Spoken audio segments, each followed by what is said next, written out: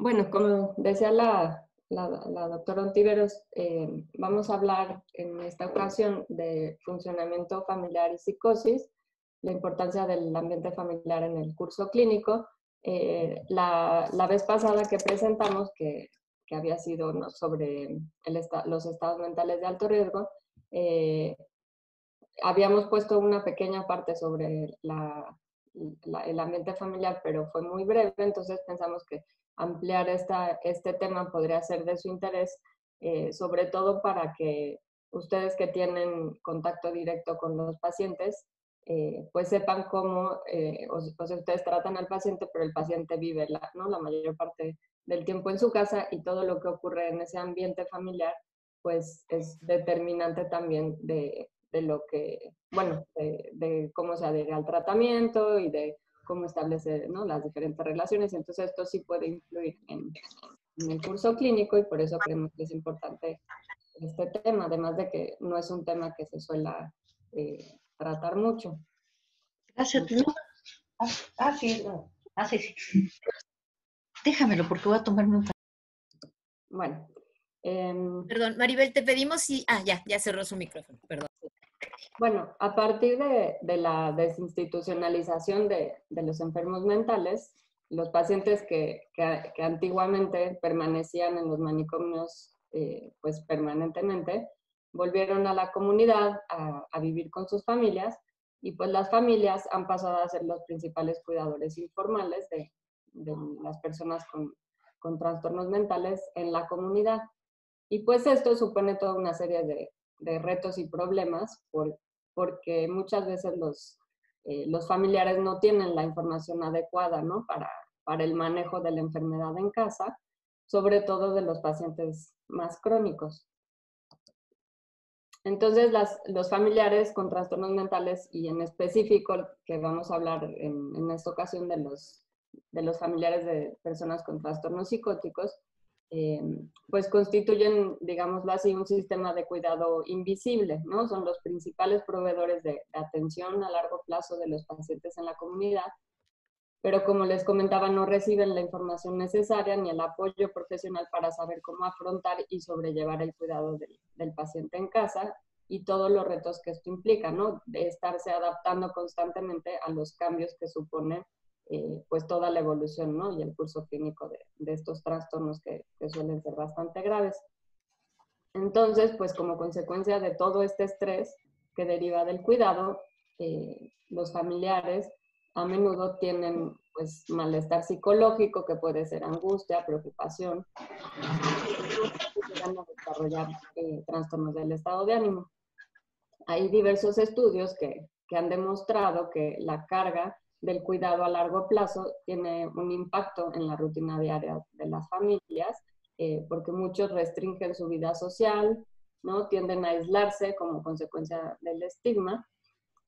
Algunos también tienen problemas en la vida laboral, y pues además de todo tienen que asumir el costo del tratamiento y la manutención de los pacientes, porque pues generalmente estos pacientes, como ya habíamos visto anteriormente, ¿no?, en la otra clase, el trastorno inicia en una edad temprana, entonces pues generalmente es difícil que lleguen a conseguir un trabajo y ser autónomos. Entonces, sobre esto les vamos a hablar un poco más en detalle después. Solamente mencionarles que hay estudios que han mostrado que los niveles de carga familiar suelen ser mayores mientras más graves sean los síntomas y las limitaciones funcionales que tenga el paciente, ¿no? Entonces, pues cuando hay redes de apoyo, información y recursos comunitarios que ayuden a las familias, pues esto puede ir mejorando. De acuerdo al modelo de vulnerabilidad al estrés, que estipula que el origen y la evolución de la psicosis es el resultado de una interacción, ¿no?, entre diversos factores biológicos y ambientales, pues hay múltiples factores de riesgo personales y ambientales que pueden contribuir en el desarrollo de un trastorno psicótico. Y el entorno familiar, pues se ha visto y se ha estudiado ampliamente como un factor de estrés psicosocial que influye y tiene un impacto en el pronóstico de la psicosis. Hay muchos estudios que se han enfocado en investigar cómo influye este ambiente en la evolución clínica de los pacientes con psicosis y en especial de pacientes con esquizofrenia. Los primeros estudios se desarrollaron cuando se observó que los pacientes con esquizofrenia que se daban de alta después de estar internados, había más o menos un 50% que presentaba recaídas después de unos meses de la alta hospitalaria. Y entonces a ver que cuando convivían con familiares que eran altamente críticos o muy sobreprotectores, a partir de ahí se empezó a estudiar que el ambiente familiar podía ser un factor estresante y un posible predictor de recaída. Y es cuando surgió el concepto de emoción expresada, que no sé si lo han escuchado o se les hace familiar. Ay, perdón. Bueno, la emoción expresada es un constructo empírico, digamos, que aparece más bien en el contexto de la investigación, pero que tiene importantes implicaciones para el trabajo clínico que se hace con las familias. Hace referencia a los juicios de contenido afectivo o a las actitudes emocionales que tiene un familiar o un allegado hacia una persona dentro de su familia que tiene alguna enfermedad crónica o algún trastorno mental. Es un concepto que se ha desarrollado como una medida de la calidad de la relación que existe entre el paciente y el familiar. Y la emoción expresada nos ayuda a comprender esta interacción que hay entre los pacientes y sus cuidadores y sirve para poder medir las actitudes o los patrones de comportamiento que tienen los familiares, centrándose particularmente en las interacciones y en las comunicaciones negativas. De forma muy concreta, podemos decir que la emoción expresada se define como el ambiente emocional y las actitudes de los familiares hacia un familiar que padece un trastorno mental, ¿no? Como ya les comenté. Entonces, se divide en dos de acuerdo a los niveles que tienen los diferentes componentes. Entonces, se establece como alta emoción expresada o baja emoción expresada. Y les voy a explicar un poquito los componentes de cada uno de ellos. ¿Sí? Ah, no hay pregunta, ok. La alta emoción expresada, aquí se caracteriza por la presencia de niveles más altos de crítica, hostilidad y sobreimplicación emocional. Entonces, por crítica o criticismo, se entiende todos los comentarios desfavorables que son expresados generalmente con enojo, que hacen los familiares específicamente sobre alguna conducta del paciente o sobre la personalidad del paciente. La hostilidad es la generalización de estos comentarios críticos a diferentes áreas, ¿no? Es como un rechazo a la persona de forma global. Y no es específicamente a los comportamientos, sino como a toda la persona en sí, ¿no? Esa es un poco la diferencia.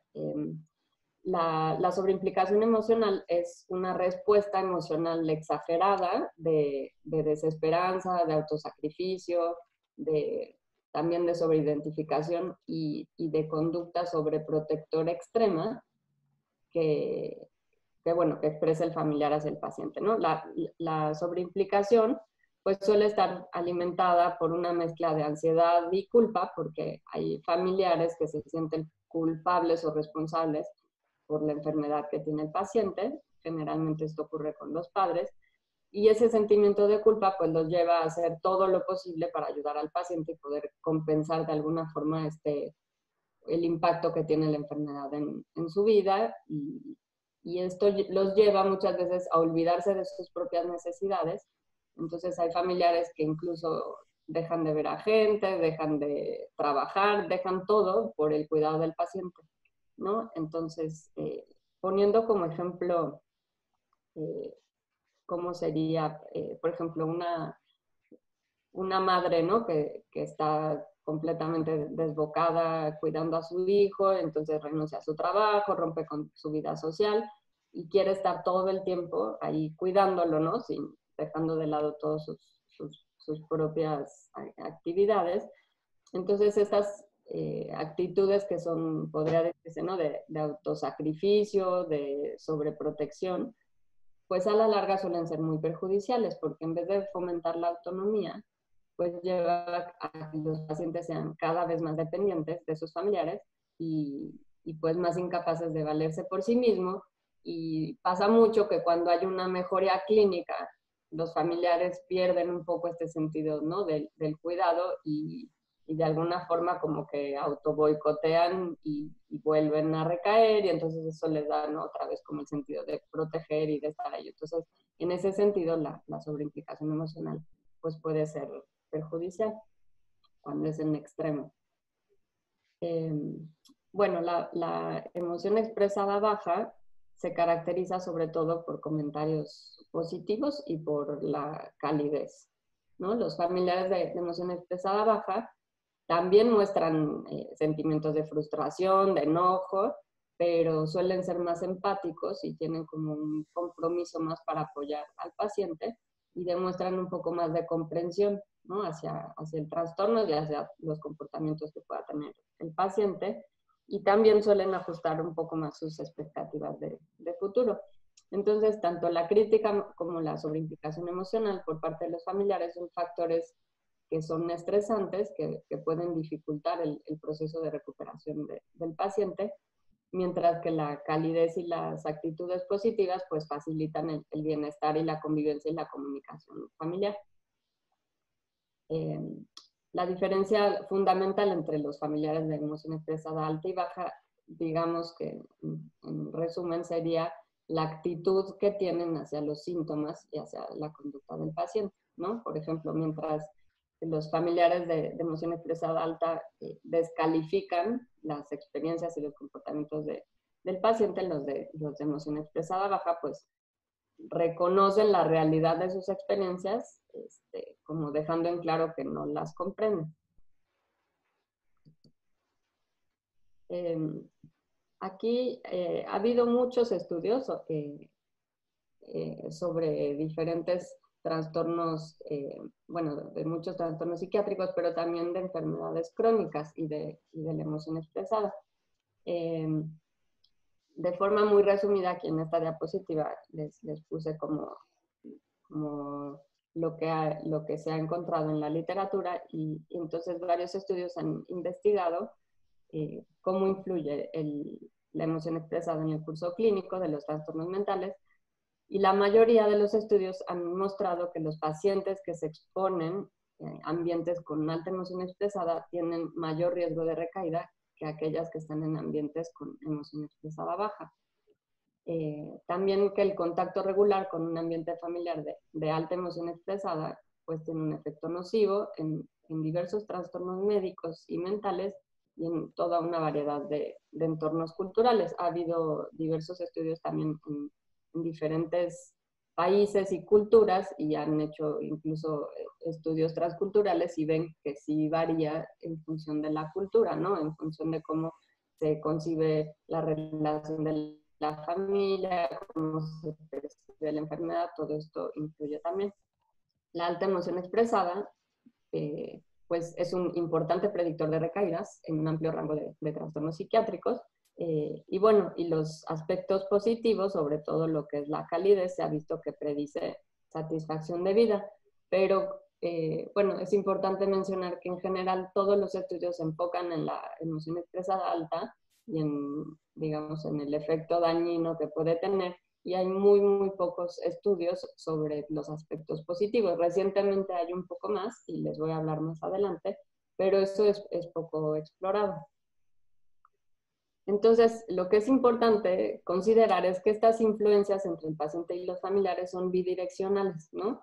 No solo influye la emoción expresada y el estrés familiar sobre el paciente y el curso del trastorno, sino que también influyen ciertas características que tiene el paciente o su trastorno sobre la familia. Además, pues esta interacción, ¿no?, de la emoción expresada y el trastorno van cambiando con el tiempo. Y también estas actitudes relacionadas de la emoción expresada, digamos que se van asociando e interaccionan mutuamente y se influyen mutuamente entre los familiares y los pacientes. Ahí este modelo, el modelo atribucional, postula que las actitudes, las emociones que expresan los familiares hacia el paciente están íntimamente relacionadas con las creencias que tienen los familiares sobre los comportamientos problemáticos del paciente.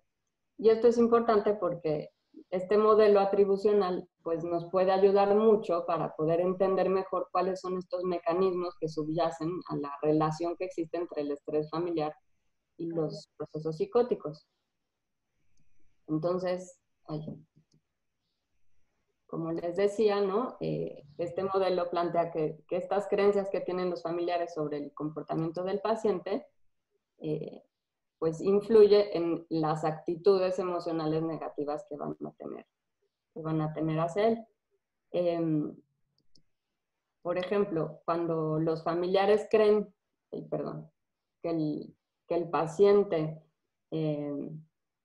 puede controlar sus síntomas y su comportamiento, pues tienden a ser más críticos y suelen culpar al paciente por sus problemas, ¿no? En la medida en la que creen que ellos pueden hacer algo para controlarlos, pues los critican más para cambiar este comportamiento, ¿no? Entonces, por ejemplo, si un paciente que acaba de tener un episodio psicótico y se pasa la mayor parte del tiempo encerrado en su cuarto, ensimismado, sin hacer nada, si su mamá cree, por ejemplo, que lo que le ocurrió es porque siempre ha sido un flojo y ahora se está aprovechando de la situación para no hacer nada, para no ir a la escuela, para no salir y para no ayudar en casa, y que no se esfuerza, ¿no?, para retomar su vida, pues probablemente en los momentos que tengan interacción, pues va a haber comentarios críticos, ¿no?, como ya levántate, ¿no?, eres un bueno para nada, o estás así porque quieres, ¿no?, ciertos comentarios que tienen que ver que la mamá cree que sí puede hacer algo el paciente por sus comportamientos y lo culpa por estar así.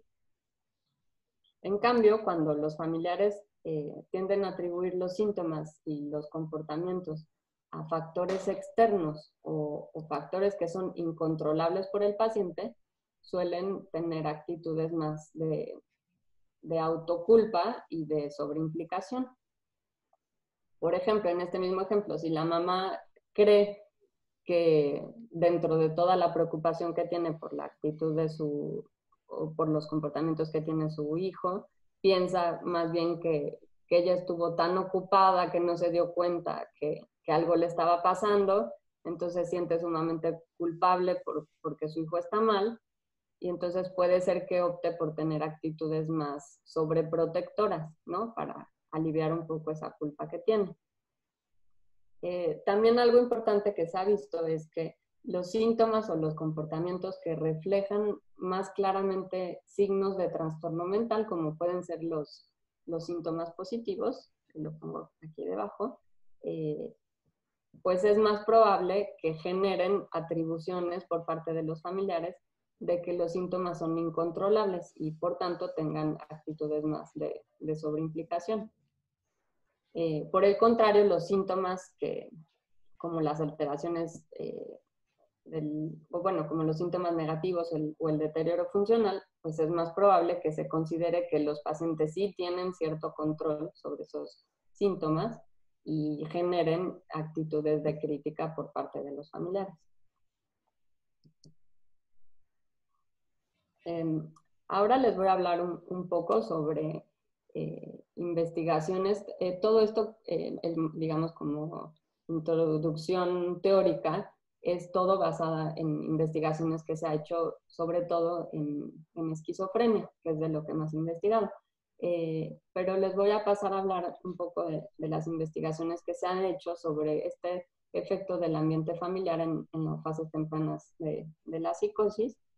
Y como ya les había comentado en la clase anterior que dimos, bueno, hace unos meses, esto es solo para recordar, es un esquema del continuum de la psicosis que plantea esta continuidad entre la salud y la patología, y entonces el fenotipo de la psicosis se expresa en este continuum, que es dinámico, ¿no? De características que van de rasgos, experiencias, síntomas, hasta la gravedad, y que es como manifestado por el trastorno más grave, que es la esquizofrenia.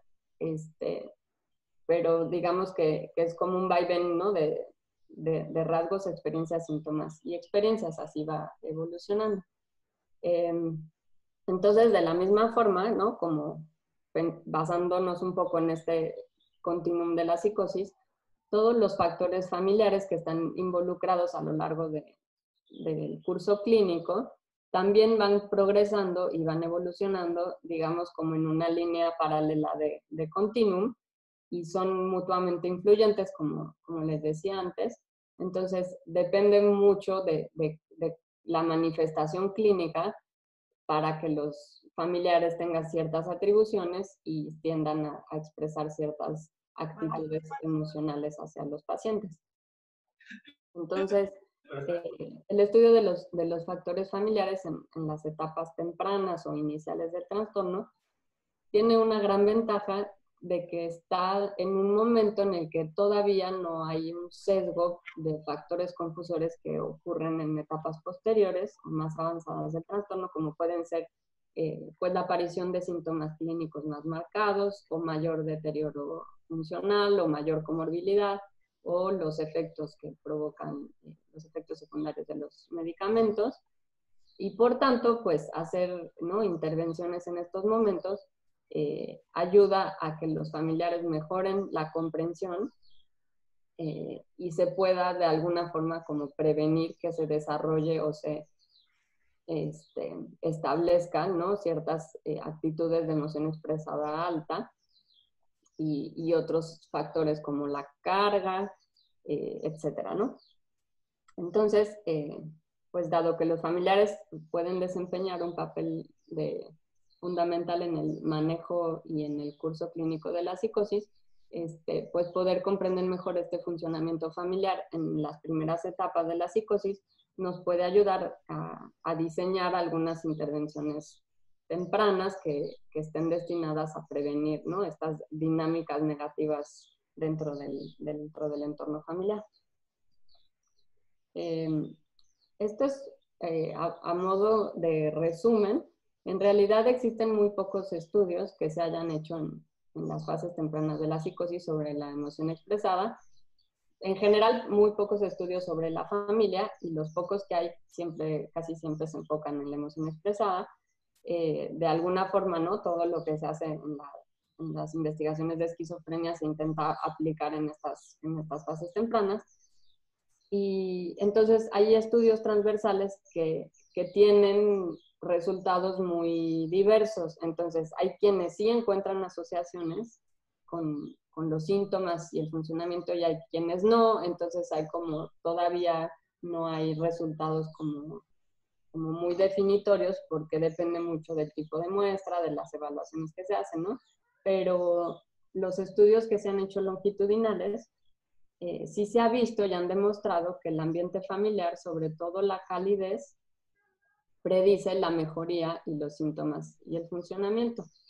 Y un ambiente con alto criticismo y desaprobación, pues sí se asocia con mayor gravedad de los síntomas psicóticos atenuados o subumbrales, y también se asocia con peor funcionamiento a los 6 meses de seguimiento.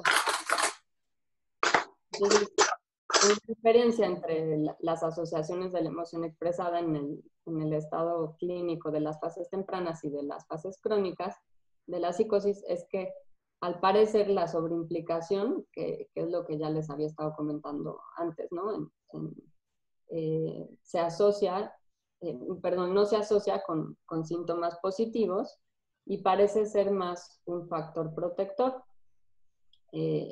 Porque en algunos estudios se ha relacionado con una mejoría del estado clínico y funcional de los pacientes a largo plazo, Entonces parece ser que la sobreimplicación en las fases tempranas puede indicar más como actitudes de preocupación excesiva, angustia y ansiedad, más que comportamientos sobreprotectores o de autosacrificio, como se ha visto en las fases más avanzadas del trastorno. Y en específico, también en pacientes con primeros episodios de psicosis se ha visto que también el ambiente positivo puede estar relacionado con menos recaídas.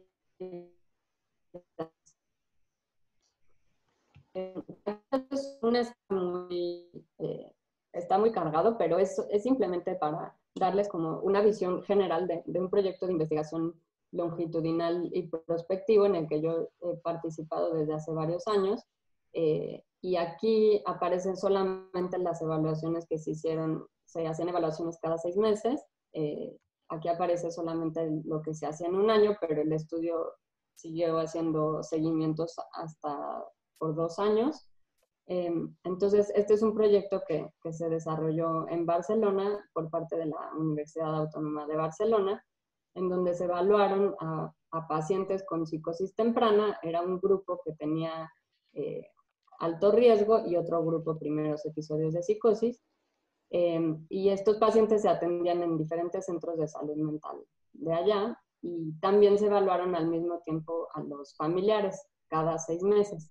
Entonces, este esquema pues muestra así como de forma muy general todas las evaluaciones que se le hacían a las personas que se incluían en el estudio, y esto se los presento porque les voy a hablar y platicar de algunos estudios que surgen a partir de este proyecto general. Entonces, como para que tengan una idea más global, y ya les voy a hablar más específico de cada uno de los estudios que hicimos con los resultados de este proyecto más general.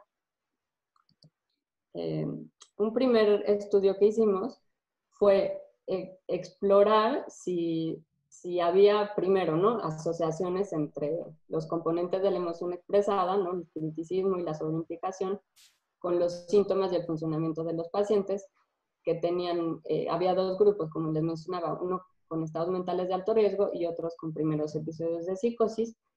Y lo que nos interesaba ver, de alguna forma como comprobar este modelo atribucional, era ver si estas asociaciones que pudiera haber entre la emoción expresada y el estado clínico y funcional del paciente estaban mediadas por las atribuciones de los familiares. Entonces, este estudio se conformó por 44 diadas de pacientes familiares, eran 20 de estados mentales de alto riesgo y 24 de primeros episodios. Todos pertenecían a este programa de psicosis incipiente de Barcelona, y se evaluaron a los pacientes el estado clínico con la PANSS y con la Calgary para depresión, y se utilizaron unas escalas de funcionamiento social y del rol o del desempeño. Y a los familiares se evaluaron con unos cuestionarios autoaplicados para evaluar la emoción expresada y las atribuciones. Entonces, los resultados indicaron que el criticismo se asoció con síntomas positivos, negativos y generales. La sobreimplicación se relacionó con síntomas negativos y generales, y ambos índices estaban relacionados con el deterioro en el funcionamiento.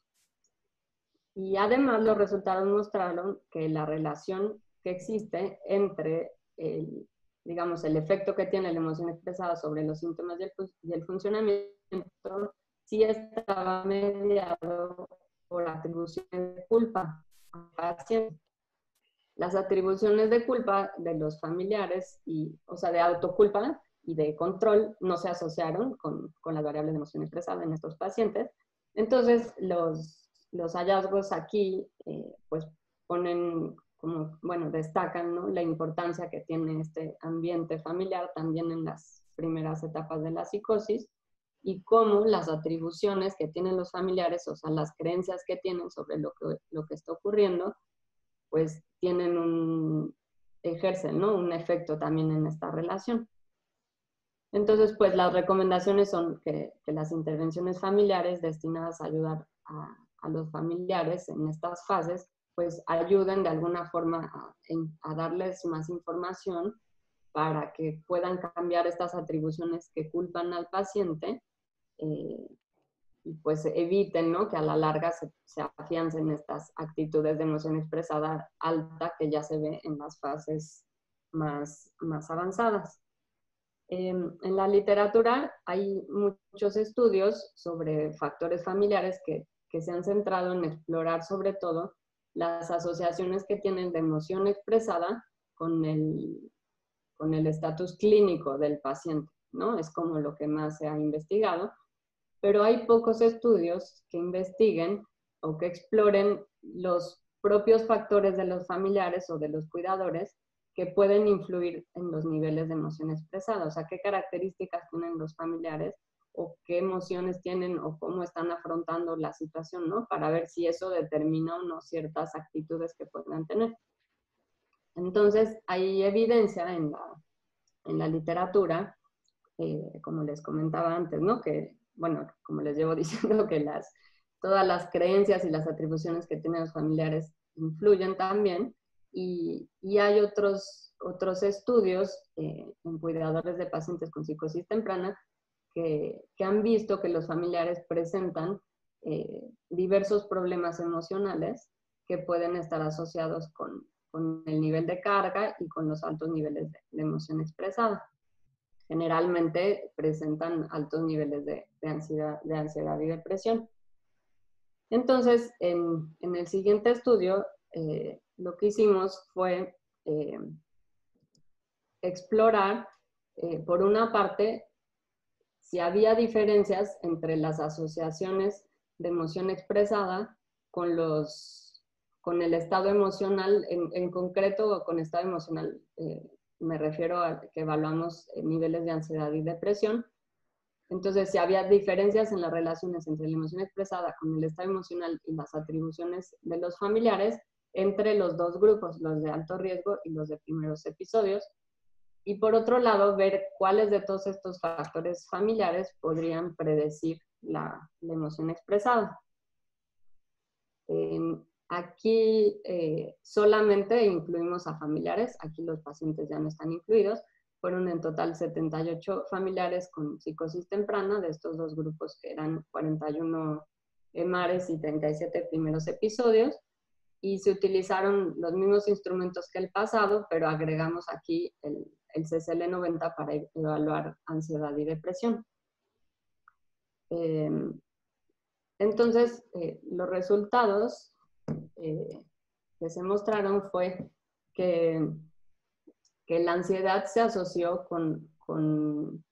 se asoció más con el criticismo en el grupo de estados mentales de alto riesgo.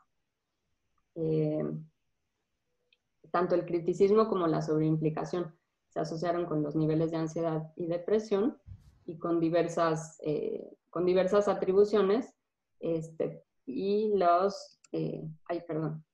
los predictores del criticismo fueron la ansiedad y la depresión y nuevamente las atribuciones de culpa hacia el paciente. Los predictores de la sobreimplicación fueron las atribuciones de control por parte del paciente y aquí se puede ver, esta atribución se le dice como representación negativa o representación emocional negativa del trastorno. Entonces, estos resultados lo que ponen en evidencia es que realmente hay un impacto a nivel emocional en los familiares y esta afectación emocional, sobre todo de altos niveles de ansiedad, pues sí produce algunas actitudes negativas hacia los pacientes y pues los familiares necesitan información para mejorar su comprensión y poder manejar estas actitudes negativas que tienden a culpar al paciente. Entonces, se sugiere que las intervenciones familiares se centren en identificar estas creencias sobre la psicosis en estas fases tempranas, especialmente cuando los familiares están o sea, pasando por tanta incertidumbre, ¿no? De qué va a pasar, que es muy diferente a las fases más crónicas, donde ya llevan años, ¿no? Con el trastorno. Aquí no saben, en el caso de los estados mentales de alto riesgo, qué tiene, si va a tener o no el trastorno. Los que acaban de tener un episodio psicótico, pues también ese impacto del episodio psicótico es muy fuerte en las familias. Entonces, pues todo esto sería conveniente que se pudiera manejar con los familiares, porque a la larga, pues ellos son los que más tiempo pasan con los pacientes y todas estas actitudes negativas, pues influyen, ¿no? en el curso clínico. Bueno, ahí voy a pasar dentro de estos familiares, en otros hicimos, basado un poco en la evidencia en la literatura y también en la práctica clínica, de que una reacción común que suelen tener los familiares cuando tienen una persona en su familia con psicosis es el sentimiento de pérdida, que es como una especie de duelo que viven los familiares debido a los cambios que marcan como un antes y un después del trastorno, ¿no? Algunos familiares expresan que este sentimiento de pérdida es como si se hubiera transformado el familiar o ya hubiera sido otra persona, ¿no? Antes del trastorno y después del trastorno.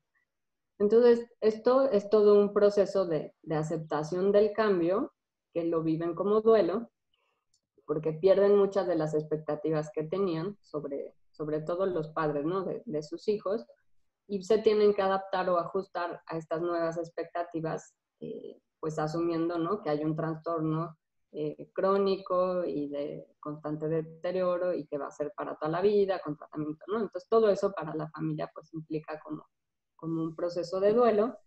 Entonces hay estudios que han encontrado relaciones entre los altos niveles de pérdida percibida por parte de los familiares y sus manifestaciones de alta emoción expresada. Entonces, en este estudio lo que quisimos explorar era si la pérdida, perdón, esta es la muestra, si la pérdida, bueno, el título lo dice, ¿no? Si la pérdida percibida de los familiares se asoció con las dimensiones de emoción expresada y si estas asociaciones estaban mediadas por dos dimensiones de apego que exploramos en los familiares, que era de ansiedad y de evitación.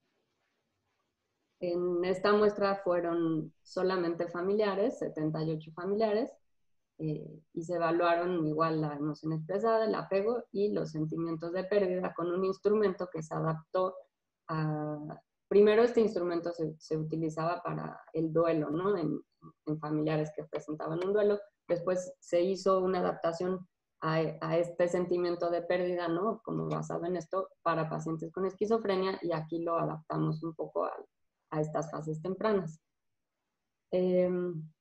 Entonces, los resultados indicaron que la pérdida percibida de los familiares sí se asociaba con las dimensiones de emoción expresada y además que el estilo de apego ansioso en los familiares, más no el de evitación, mediaba esta relación de pérdida percibida tanto con la crítica como con la sobreimplicación, con ambos. Entonces, la teoría del apego establece que hay ciertas amenazas o factores estresantes, ¿no? Cuando está el vínculo del apego, ¿no? Como puede ser la enfermedad mental o vivir una pérdida. Entonces, estas como factores estresantes tienden a activar el sistema de apego y entonces lo que suele pasar, por ejemplo, con las personas que tienen un apego ansioso, es que tienden como a hiperactivar su sistema de apego para regular esta angustia que se relaciona con la amenaza. Entonces, estas estrategias de hiperactivación que se observan en las personas con apego ansioso hacen que estas respuestas emocionales negativas hacia la amenaza se amplifiquen, ¿no? Y pues esto también contribuye a que haya una intensificación de la angustia.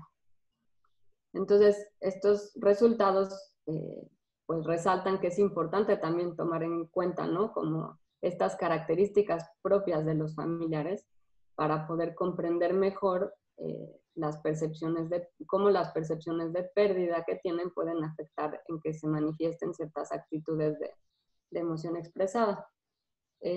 Aquí en este esquema es como para resumir un poco los hallazgos, ¿no? que sugieren que esta pérdida percibida de los familiares pueden desencadenar, como ya les comenté, una hiperreactivación concurrente de estos sistemas de apego y de cuidado en los familiares que son ansiosos, y esta incapacidad para poder regular las emociones negativas que provocan la pérdida percibida puede dar lugar a, pues, a reflexiones excesivas sobre la pérdida que pueden como incrementar las reacciones negativas, tanto afectivas como cognitivas, ¿no? del familiar. Y pues esto contribuye a que en este sistema de cuidado que tienen los familiares, pues lo lleva a patrones de cuidados más intrusivos o demasiado involucrados o incluso críticos, ¿no? Como ocurre con los familiares de alta emoción expresada. Y todo esto pues es como una, pues sí, como un mecanismo que tienen para intentar restaurar, ¿no? Esa situación previa a la enfermedad y poder mitigar esta pérdida que están viviendo con todos los cambios que pasan cuando ocurre un episodio psicótico. Finalmente, les voy a hablar de un estudio que bueno, como les fui presentando, ¿no? Primero se aplica como una teoría de ver cómo se demuestra si el modelo atribucional en esquizofrenia se aplica a estas fases tempranas. Después vimos que varios factores familiares influyen en esta, bueno, en la emoción expresada. Y entonces en este estudio, que es el primer estudio longitudinal que ya pudimos publicar, en este hicimos solamente el seguimiento a 6 meses, pero aquí lo que nos interesaba es ver si los factores familiares predicen más la emoción expresada que el propio estatus clínico y funcional de los pacientes a los 6 meses de seguimiento. Entonces, se evaluó el estado emocional, las atribuciones, bueno, más bien el objetivo, el estado emocional y las atribuciones y el estado clínico predicen a los 6 meses el criticismo y la sobreimplicación emocional. Aquí ya juntamos 91 diadas de pacientes y familiares, de 55 de estados mentales de alto riesgo, 36 de primer episodio. Se evaluaron a los pacientes con la PANSS y con la escala de funcionamiento social, y a los familiares se les evaluó con atribuciones, emoción expresada y ansiedad y depresión. En el seguimiento de 6 meses únicamente se incluyeron a 46 familiares que lograron hacer este seguimiento de 6 meses, y aquí ya no incluimos a los pacientes porque, como les comenté, el objetivo es ver si los factores familiares y el estatus clínico y funcional predicen la emoción expresada a los 6 meses. Entonces solamente ponemos la variable de emoción expresada en el seguimiento. Entonces aquí los niveles elevados de ansiedad de los familiares, las atribuciones, es lo que está en negritas, las atribuciones de culpas hacia los pacientes, una representación emocional negativa sobre el trastorno y una disminución de los niveles de atribuciones de autoculpa. Todo eso predijo el criticismo en la línea base al inicio del estudio. La ansiedad, aquí los altos niveles de ansiedad, las atribuciones de control por parte del familiar y una representación emocional negativa del trastorno fueron lo que predijeron la sobreimplicación tanto al inicio como a los 6 meses de seguimiento. Entonces, pues estos resultados en general apoyan el modelo atribucional de la emoción expresada, porque se ve que hay ciertas atribuciones específicas que predicen a los componentes de la emoción expresada, como son el criticismo y la sobreimplicación, y además el estado emocional, en concreto los niveles de ansiedad, parecen ser un factor muy importante para que se exprese y se mantenga la emoción expresada en estas fases tempranas. hay evidencia que confirma que las primeras intervenciones dirigidas a la familia tienen un gran potencial para reducir las actitudes de emoción expresada alta y mejorar el pronóstico de los pacientes. Pero se hace muy poco o se tiene un poco olvidado, ¿no?, las propias necesidades de los familiares y el impacto emocional que tienen al hacerse cargo del cuidado de sus familiares. Entonces, pues estos hallazgos destacan la importancia de generar intervenciones familiares o dar, ¿no?, cierto apoyo a las familias en estas fases tempranas, porque es evidente que están pasando, ¿no?, por un proceso emocional muy intenso, sobre todo por preocupación, angustia, ansiedad, de apoyo psicológico para poder manejar todos estos pensamientos y emociones judiciales y poder facilitar pues todo este procesamiento emocional, ¿no?, para poder reducir las actitudes negativas que tienen y el estrés que pueden generar en los pacientes. Entonces, para finalizar mi parte de la presentación, simplemente les voy a hacer como no sé por qué no se pasa,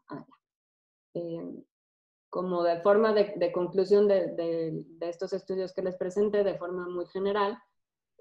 Pues los resultados ponen en evidencia que sí existe un impacto emocional en los familiares, ¿no?, sobre todo, como les decía, ansiedad, angustia, preocupación, que produce actitudes negativas hacia los pacientes. Y pues es importante brindarles sobre todo información y apoyo psicológico a los pacientes a los familiares desde el inicio, para mejorar su comprensión de lo que está pasando, para que puedan reducir las atribuciones que culpan al paciente, que aprendan a manejar las reacciones emocionales negativas, y todo esto con la finalidad de evitar que se lleguen a afianzar estas actitudes de emoción expresada alta que ya se ve que son muy dañinas en las fases más avanzadas del trastorno. Yo sé que en la práctica cotidiana es muy difícil, ¿no? O sea, se dice fácil, sí, hay que dar terapias familiares, es muy difícil en la cotidianidad que tienen ustedes en la atención, como dar ese espacio, pero es importante que tengan esta información como para entender que cuando están tratando un paciente, la familia que está detrás también es importante para que el paciente pueda mejorar. Entonces, simplemente con brindar información clara y precisa, pues ayuda, ¿no?, a que todas estas creencias que puedan tener se vayan aterrizando, ¿no?, en cosas concretas que puedan entender. Y bueno, y Lourdes ahorita les va a hablar más en específico sobre algunas intervenciones que hay, y en específico sobre algunas intervenciones también que se hacen en el instituto, y bueno, le cedo la palabra.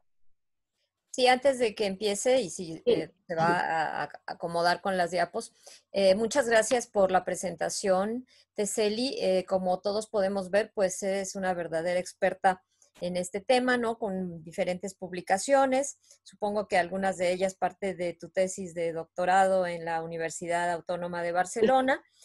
Yo les pediría tanto a ti como a Lourdes si nos pueden enviar la bibliografía o parte de la bibliografía tanto de la presentación anterior como de esta, para compartirla con los médicos residentes. Y Claro. pues ya justamente, pues una de las preguntas que yo apuntaba para el final era, ok, ¿cuál es la manera de intervenir o de actuar sobre esta emoción expresada, pues para favorecer la evolución de los pacientes? Y justo, pues es de lo que ahorita nos va a hablar Lourdes. Entonces, pues le cedemos la palabra a la doctora Lourdes Nieto y por favor sus preguntas, tanto en el chat como al final de la presentación, por favor. ¿Lista la doctora Ok. Nieto? Sí. Sí, muchas gracias. Gracias. La siguiente, por favor. Bueno, pues cuando hablamos de recuperación en salud mental, no solo nos referimos a la remisión de los síntomas, sino también a una dimensión psicosocial que implica una mejoría en el estado, en el funcionamiento social del paciente o recuperación funcional. Y funcionamiento social o recuperación funcional alude a la habilidad que tenga la persona para poder funcionar y desarrollarse dentro de su comunidad, en las relaciones sociales, a nivel vocacional, a nivel ocupacional. Y también alude a la capacidad que tenga la persona o a las habilidades de afrontamiento para, para enfrentarse satisfactoriamente a los diferentes desafíos que se vayan presentando a lo largo de su vida, y también en la habilidad que tenga para manejar los síntomas de manera que le permitan lograr autonomía de acuerdo a sus capacidades y pues a sus deseos. Y todo esto va a mejorar la calidad de vida del paciente. La siguiente, por favor. Existe evidencia de que la familia es un factor clave en el proceso de recuperación de los pacientes con trastornos mentales graves. De hecho, el trabajo con la familia está indicado en las guías clínicas. Hay evidencia de que los familiares, como son los principales cuidadores de los pacientes, pueden ayudar a que mejore el curso clínico del trastorno, también a mejorar el nivel de funcionamiento global del paciente, a que tenga una mejor adherencia terapéutica, y pues también son factor clave para ayudar a que el paciente pueda tener una mejor calidad de vida. Sin embargo, cuando nosotros vamos a trabajar con los familiares, es muy importante que tengamos presente que un trastorno mental grave no solo afecta a la persona que recibe el diagnóstico, sino también va a afectar a toda su familia. Como sabemos, pues estos trastornos, las personas suelen vivir con mucha discapacidad por muchos años. La enfermedad impide que lleven una vida como ellos la esperaban en los estados premórbidos. Su proceso de recuperación, pues muchas veces es largo, y además, pues se van presentando varias recaídas, ¿no? Se pueden presentar. Entonces, todo esto evidentemente va a repercutir en todos los miembros del sistema familiar. Claro que el impacto va a depender del parentesco. No es lo mismo que enferme el hijo a que enferme el hermano o que enferme el padre, la madre, ¿no? La otra, por favor. Entonces, ya como lo comentaba un poco anteriormente Teseli, los trastornos mentales graves impactan en la familia con cargas objetivas y subjetivas. Las cargas objetivas hacen referencia a los aspectos más tangibles del cuidado. Por ejemplo, los posibles problemas económicos que se deriven del tratamiento, de tener que dejar de trabajar, etcétera. O también los cambios en las rutinas familiares. Y las cargas subjetivas engloban todas aquellas actitudes, emociones, sentimientos que puede experimentar el cuidador o la familia como cuidadores. Por ejemplo, sentimientos de enojo, de frustración, de culpa, de tristeza. Luego también la familia, el trastorno, bueno, el diagnóstico que recibe su familiar, pues va a impactar en sentimientos de pérdida que pueden experimentar. Pérdidas, sobre todo cuando son pacientes jóvenes, la familia experimenta, pues ven más bien cómo las expectativas que tenía hacia su familiar se van a ver socavadas con la llegada de la enfermedad mental. Por ejemplo, la posibilidad de independizarse, de ir a la universidad, de formar una familia. Y luego también es importante tener presente que no solo van a experimentar o pueden experimentar sentimientos de pérdida con respecto al paciente, sino también sentimientos de pérdida de su propia vida, como a veces los cuidadores tienen que renunciar a sus propios objetivos personales, a sus aspiraciones, dada la carga del cuidado o la alta demanda que implica el cuidado. También la familia pues se va a tener que poner, al recibir el diagnóstico que va a implicar una gran carga emocional, pues se va a poner en juego las habilidades de afrontamiento que tenga para poder afrontar la situación. Muchas familias desafortunadamente pues no van a contar con los recursos personales que les permita aceptar este diagnóstico de una manera menos dolorosa. También la familia suele aislarse, como lo comentaba Teseli. Muchas veces la familia evita ya relaciones, reuniones familiares, salir a comer a un restaurante, porque muchas veces, pues por miedo a que su familiar pueda tener alguna crisis, puedan llamar la atención de las demás personas, entonces suelen aislarse y también por la carga del cuidado, pues suelen no participar en actividades recreativas. También la familia va a sufrir estigma, pueden tener vergüenza de que otros familiares conozcan el diagnóstico de su familiar, pueden tener miedo a ser culpados por la experiencia de su familiar que enferma. La siguiente, por favor. En un artículo muy reciente, que es de 2019, los autores realizan una revisión sistemática cualitativa de la literatura en la que ellos identifican cuál es el impacto, tanto positivo como negativo, de estar al cuidado de un paciente con esquizofrenia. Y los autores destacan que la magnitud de la carga emocional y financiera del cuidado va a impactar negativamente sobre la calidad de vida familiar, particularmente de aquellos familiares que se encarguen del cuidado. Y luego también en este artículo, la siguiente, por favor. Los autores proponen un mapa conceptual, este mapa conceptual, que resulta muy interesante porque podemos observar cómo desde las fases tempranas de la psicosis, la familia puede experimentar experiencias traumáticas. Por ejemplo, pueden resultar muy, muy fuertes o muy traumáticos para ellos los primeros síntomas psicóticos, lo impredecible que puede resultar la conducta de su familiar.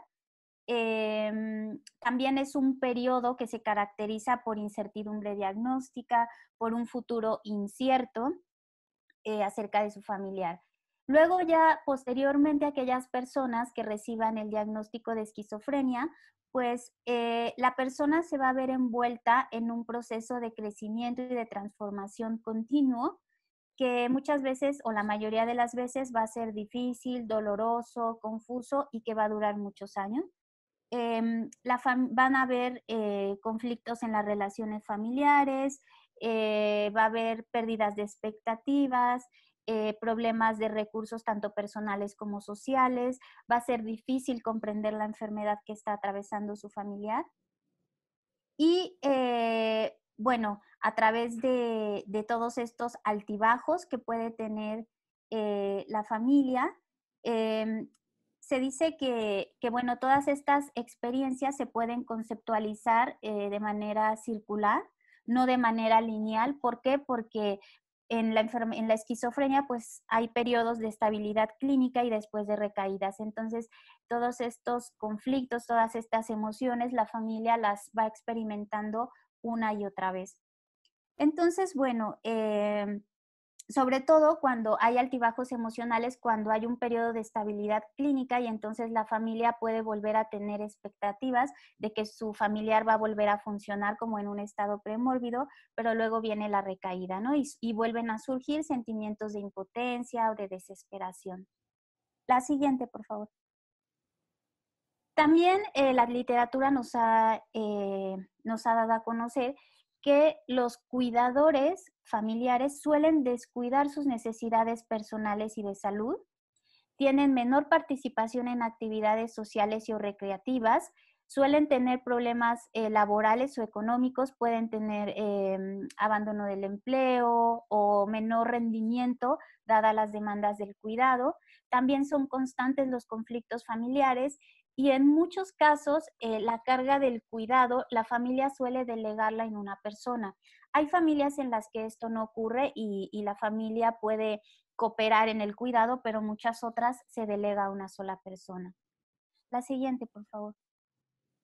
Entonces, se ha demostrado que los cuidadores tienen muchos altibajos y que además pueden experimentar problemas de salud mental, desde altos niveles de estrés, angustia, malestar psicológico, baja autoestima, hasta ya problemas más severos como estrés postraumático, depresión mayor, ansiedad, abuso de drogas o de alcohol, y pues evidentemente todo esto va a afectar su salud física y mental.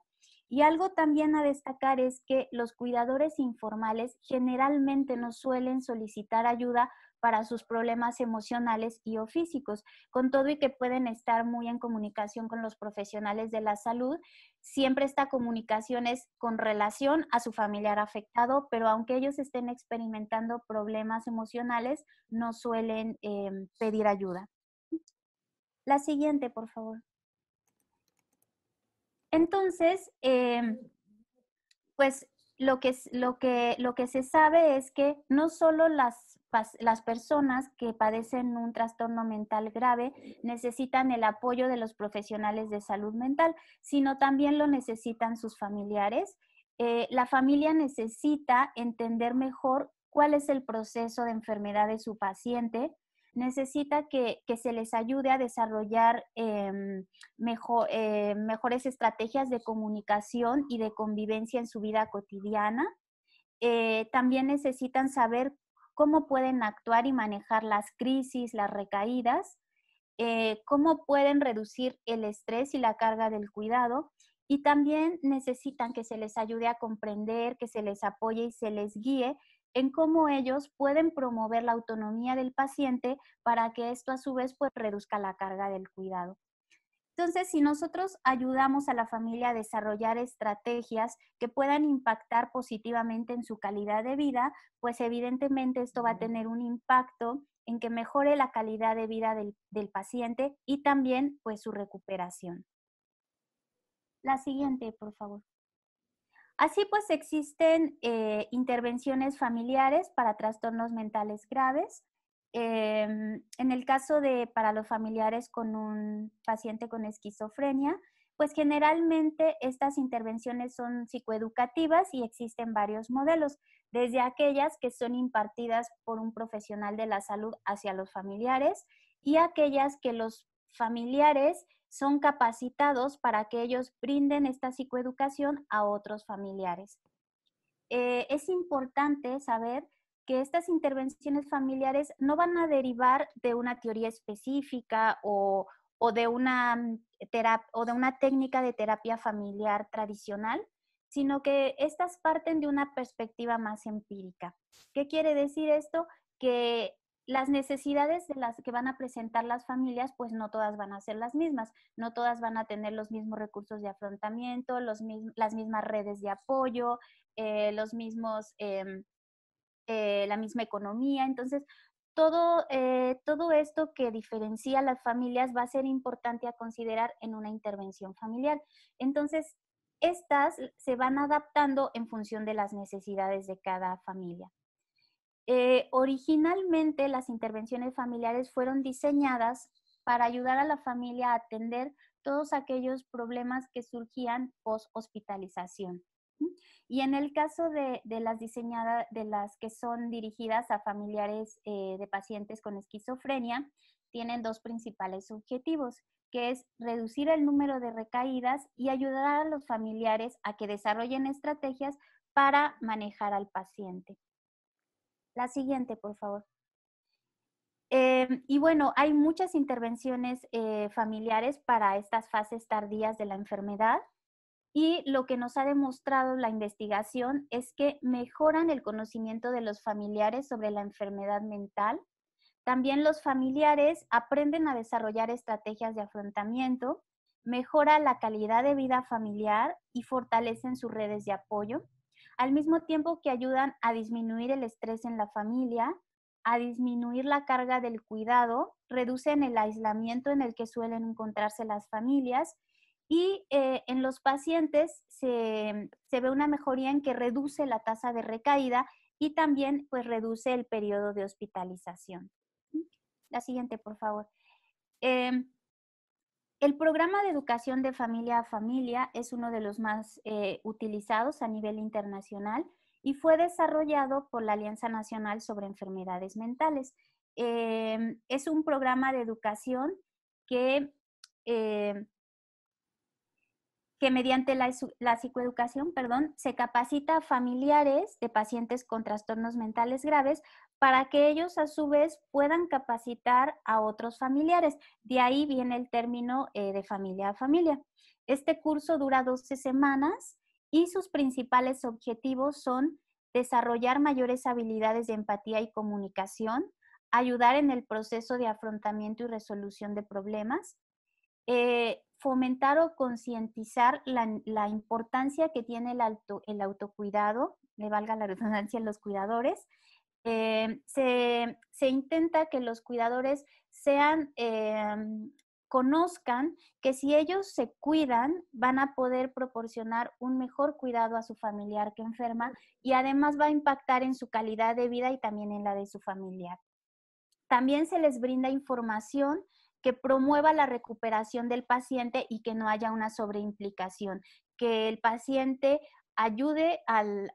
que la familia ayude al paciente a recuperar autonomía.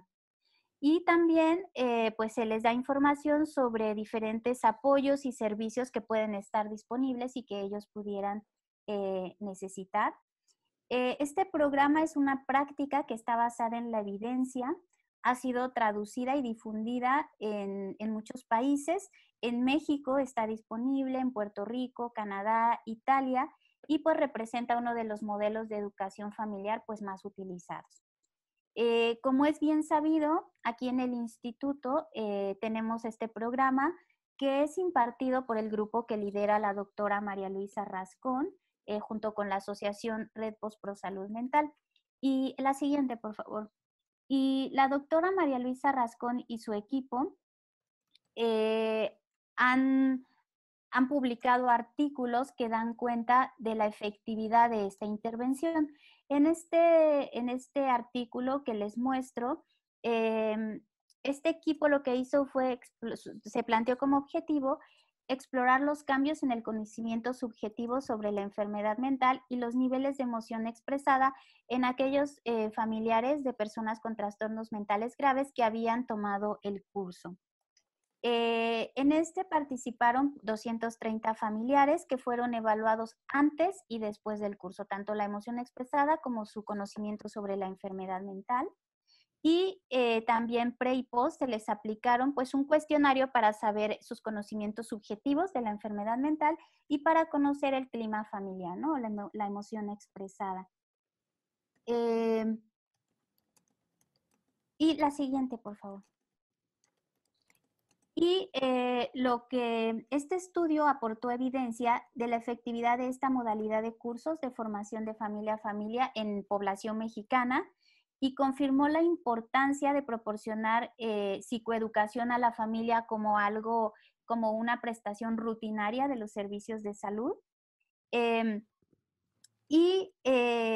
También se observó que reducía la emoción expresada y que aumentaba el conocimiento de los familiares con respecto a la enfermedad mental de su paciente, independientemente de la edad que tuviera el familiar y del sexo. Entonces, es importante que ustedes conozcan que este curso se da en el instituto, que está a cargo del equipo de investigación de la doctora María Luisa Rascón, para que puedan brindar información a las familias que deseen beneficiarse de esta intervención. Y la siguiente, por favor. También aquí les dejamos la página y el correo electrónico de la Red Voz Pro Salud Mental, donde se publican las fechas en las que se abren estos cursos. También en el instituto, la doctora María Luisa Rascón pues se ha encargado de hacer difusión o hace difusión para dar a conocer las fechas en las que iniciarán estos cursos.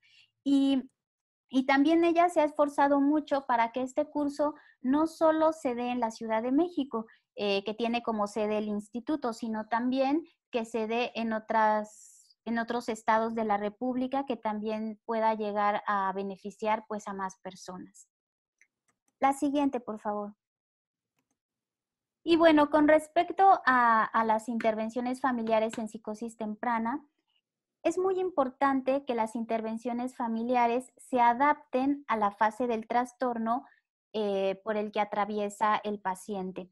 ¿Por qué? Pues porque las necesidades que pueden tener los familiares de personas con psicosis temprana van a ser muy distintas a aquellas que puedan tener los familiares de pacientes crónicos. Así que se tiene que tomar en cuenta pues este punto. En las fases tempranas, la familia, por ejemplo, suele experimentar pues mucha angustia, mucha ansiedad. Ellos desean saber lo que le está ocurriendo a su familiar. Es difícil para ellos enfrentarse a la incertidumbre diagnóstica y también a la falta de claridad en torno al proceso, a la evolución que tendrá su familiar.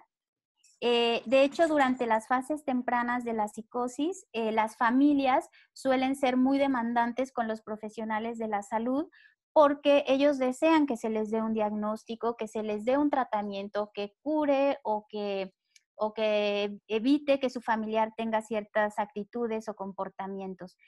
Sobre todo aquellas familias que no tienen conocimiento sobre la psicosis o que no han experimentado con algún otro familiar, pues lo que es el proceso de la psicosis. La siguiente, por favor. Entonces, pero bueno, la literatura nos ha enseñado que es muy importante empezar a trabajar desde estas fases tempranas con la familia. ¿Por qué? Porque vamos a mejorar el funcionamiento familiar y con ello podemos minimizar el riesgo de deterioro que puede ocurrir en los pacientes, dado que en estas fases tempranas pues presentan una elevada vulnerabilidad a estresores ambientales. Al igual que en las fases pues ya tardías de la enfermedad, cuando ya hay un diagnóstico de esquizofrenia, las intervenciones familiares se enfocan en la psicoeducación y en el desarrollo de habilidades de comunicación y resolución de problemas. Es algo similar en las intervenciones para familiares de personas con psicosis temprana. La siguiente, por favor. Aquí existen 3 programas. En realidad, actualmente hay muy pocas propuestas sobre intervenciones familiares en psicosis temprana. Estas 3 que yo aquí les presento son aquellas de las que ya existe evidencia científica de que han contribuido a mejorar o a reducir la emoción expresada, a mejorar el ambiente familiar, estrategias de comunicación. Entonces, bueno, pues la siguiente, por favor, que es el programa de psicosis temprana de Calgary. Esta es una de las intervenciones más famosas y originalmente fue diseñada para cubrir las necesidades de personas con un primer episodio psicótico. Es un programa de intervención muy completo que incluye desde el tratamiento psiquiátrico hasta intervenciones psicosociales, y dentro de estas intervenciones psicosociales pues aparecen las intervenciones familiares. En general, los objetivos de este programa son hacer una identificación temprana de la psicosis, reducir el retraso en el tratamiento inicial, brindar tratamiento oportuno a los síntomas primarios de psicosis, reducir la frecuencia y la gravedad de las recaídas y promover el desarrollo psicosocial y reducir la carga familiar. Entonces, pues en estos 2 engloba lo que es la intervención familiar. La siguiente, por favor. La parte de intervención familiar es mejor conocida como The Stage Model y yo se los voy a explicar muy rápido porque es una intervención muy compleja que, bueno, nos llevaría mucho tiempo explicarla, pero la primera etapa se hace un manejo de la crisis, se le brinda apoyo práctico y emocional a la familia, es decir, se atienden las primeras manifestaciones de la psicosis, se le brinda tratamiento al paciente y se le da contención emocional a la familia. También se les brinda información acerca de qué es lo que le está ocurriendo a su familiar y se empieza a concientizar a la familia de la importancia que tienen ellos como familia en el curso del tratamiento y en la mejora del familiar. Y también se identifica familiares en riesgo. ¿Qué quiere decir esto? Pues que continuamente se invita a la familia a evaluaciones psicológicas o psiquiátricas para poder detectar si algún familiar está pasando por un estrés postraumático, por depresión o por ansiedad, ¿no? Y brindarle atención si es que la necesitara. En la segunda etapa es un periodo de estabilización y facilitación de la recuperación. Aquí ya se evalúa con instrumentos psicométricos cómo es el funcionamiento familiar, también con entrevistas clínicas, y se hace la alianza terapéutica y se ayuda a la familia a entender cómo va a ser el proceso de recuperación de su familiar y cómo ellos pueden identificar signos tempranos de recaída. En la tercera etapa se titula Consolidación de los avances. Aquí pues se refuerzan las estrategias de afrontamiento que se hayan aprendido y desarrollado en las fases previas, y también se ayuda a resolución de problemas específicos que hayan surgido pues en estas dos primeras etapas, ¿no? O que sean nuevos. También se les enseña a la familia en esta etapa a manejar las recaídas, a cómo ellos pueden promover la independencia del paciente, y también se concientiza sobre la importancia de su bienestar psicológico como cuidadores y como familia. También se les brindan estrategias que ellos pueden utilizar para mejorar su salud mental, y también se les da información de dónde pueden acudir a solicitar ayudas de salud mental si es que llegaran a necesitarla. Y la cuarta etapa, que es prolongar la recuperación, aquí el cambio de expectativas se trabaja con la familia, es decir, se le explica a la familia que aquellas expectativas que tenía en la fase premórbida de su familiar, algunas ya no podrán ser, pero que puede haber un cambio en estas. Y entonces se ayuda a hacer un plan con ellos de manera que estas pues se adapten a la situación actual. También se canaliza y se les explica cómo funcionan los servicios ya en un tratamiento a largo plazo, y se les explica pues a largo plazo si puede haber recaídas y cómo puede ir presentando la sintomatología a su familiar y cómo ellos pueden ir ayudando. Entonces, bueno, pues a grandes rasgos esto es lo que incluye este modelo, y como les comentaba en un principio, originalmente fue diseñado para pacientes con un primer episodio psicótico. Posteriormente, el equipo de Jean Addington, que fue quien lo desarrolló, propuso utilizar este modelo para los estados mentales de alto riesgo. Igual incluye las 4 etapas, son muy similares. Lo que cambia pues es el tipo de información que se les da a las familias. Entonces, bueno, esta es la primera intervención. La siguiente, por favor. La siguiente es la terapia psicoeducativa centrada en la familia. Este es un modelo que se desarrolló en los años 80 y que originalmente fue diseñado para trabajar con jóvenes con trastorno bipolar y con sus familiares. En el 2008 más o menos empezó a hacer su adaptación para trabajar, para poder aplicarlo con los familiares de pacientes con estados mentales de alto riesgo para psicosis.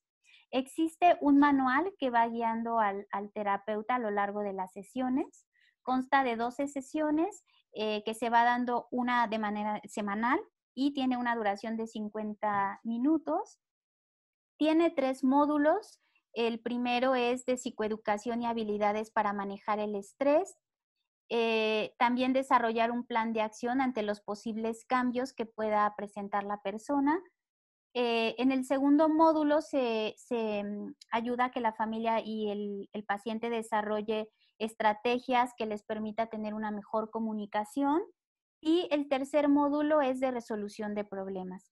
Esta terapia intenta que el joven en riesgo mejore su comunicación, y no solo dentro del ámbito familiar, sino también en otros contextos, como en el educativo, con los amigos. Y también este tipo de intervención ofrece asesorías adicionales. Si la familia tiene una crisis en particular, pues se va a atender independientemente de que no esté dentro de algún módulo, ¿no? Y también pues se les brinda la atención que requiere. La siguiente, por favor. Y el tercer tratamiento es tratamiento integral orientado a la familia y a la comunidad. Esta es una intervención que fue desarrollada en Finlandia. No se imparte en instituciones psiquiátricas o en instituciones de salud mental. Esta se imparte a nivel comunitario en un espacio o en el hogar del paciente, ¿no? Con la familia. Es un trabajo interdisciplinario el que se hace. Evidentemente, bueno, como lo podemos saber, los recursos que tienen en Finlandia para atender la salud mental, pues distan mucho de los que tenemos nosotros en México y de los que se tienen en muchos países. Aquí existe un trabajo interdisciplinario muy fuerte.